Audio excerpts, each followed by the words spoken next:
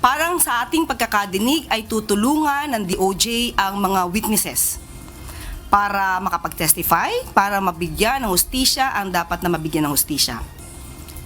Hindi directly makikipagtulungan sa ICC. Hindi direktang nakikipagtulungan ng pamahalaang Pilipinas sa International Criminal Court o ICC.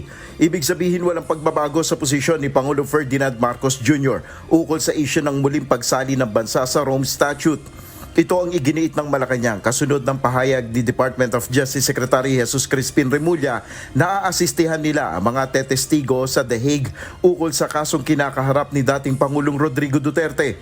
Ayon kay Palace Press Officer at PCOU si Claire Castro, ang tutulungan ng pamahalaan ay ang mga Pilipinong nangangailangan ng tulong upang mabigyan ng hustisya. Ito rin naman anya ang posisyon ng Commission on Human Rights. At yan din naman po ang sinasabi ng Commission on Human Rights at ating kausap. Ito po ang kanilang mensahe.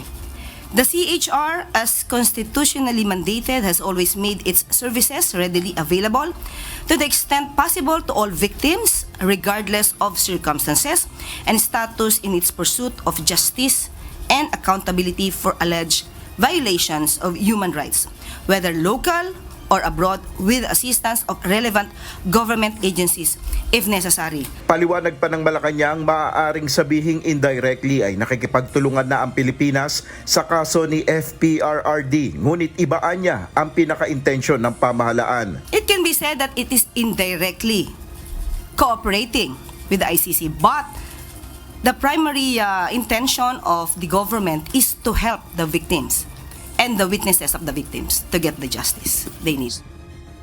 Sa tanong naman kung may basbas ba ni Pangulong Marcos ang aksyon na ito ng DOJ, sagot ni Yusek Castro, yun din naman po ang gusto ng Pangulo, mabigyan ng hustisya ang dapat na mabigyan ng hustisya. Nel Maribuhok, UNTV News and Rescue, Diyos ang aming sandigan, serbisyo publiko ang aming pinahalagahan.